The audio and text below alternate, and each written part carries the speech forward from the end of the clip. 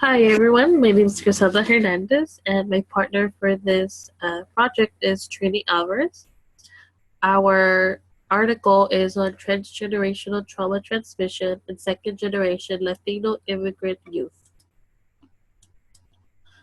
So the purpose of this study is to present relevant cultural considerations and conditions that support the need for proactive assessment of transgenerational trauma in U.S.-born Latino youth. So, transgenerational trauma. The study of transgenerational trauma became prominent in the 1960s through its application to the subsequent generations of families of Holocaust survivors.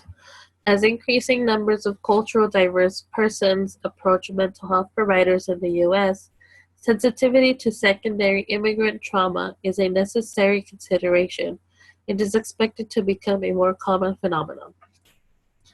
Symptoms of trauma are transmitted from one generation to the next when parents' unresolved grief, depression, generalized anxiety, or hypervigilance impede their ability to achieve healthy attachment to their children and to meet their children's emotional needs.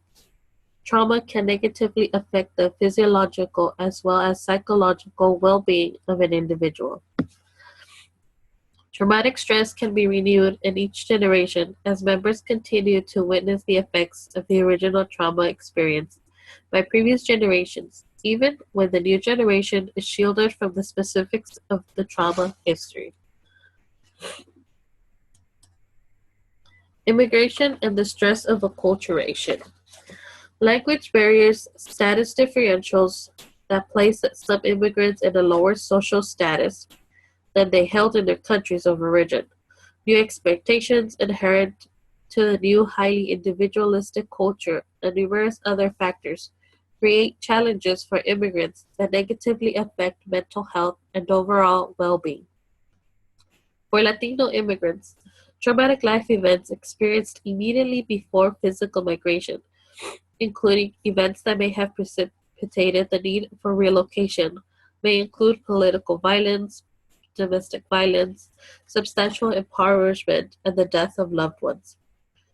For many, the journey itself can be traumatizing due to life-threatening conditions, such as traveling in a cramped and overcrowded confinement in the back of tractor-trailers or secret compartments of vehicles, to sexual assaults of women and children, to being kidnapped by human traffickers, to days spent wandering in desert-like conditions with limited food and no shelter. Latino immigrant experience. Latino faced health Latino faced mental health concerns by a growing anti-immigrant sentiment that has resulted in increased racial profiling, language discrimination, and anti-immigrant legislation that targets undocumented Latino immigrants. Some, sorry, some individuals feel traumatized and isolated in their new country, and while many learn to adapt and often thrive, others are unable to overcome discrimination and injustice. This is more or less due to the separation of family and support groups, economic and career advancement obstacles, and isolation due to language barrier. Pressure to conform within one's culture is common in Latino youth, as they feel that they are in constant state of vulnerability and uncertainty and that they have no power to change this dynamic. Transmission of trauma in Latino youth. Actually, Central American youth have higher levels of mistrust than Mexican youth. Foreign-born youth have internalized symptoms that are such as distress, anxiety, and depression. U.S.-born youth show higher levels of externalized symptoms such as delinquent behavior. Small children convey higher levels of externalized symptoms. I'm sorry. Small children convey higher levels of danger, helplessness, and hostile aggression if their caregivers experience trauma and heightened anxiety. Second generation immigrants are youths whose parents have experienced immigration related trauma and may experience a unique vulnerability to symptoms of PTSD. Physiological aspects of transgenerational trauma exposure. Maternal trauma exposure affects the transmission of transgenerational trauma to the young child. Low levels of cortisol compromise the stress response that serve as a primary protective factor against PTSD. High levels of cortisol place a person in a state of constant hyperstress. Studies found that African American and Latino youth have higher levels of cortisol and have a higher exposure to stress and trauma. The DSM-5 does not currently recognize transgenerational trauma, but individuals can still seek treatment for PTSD symptoms.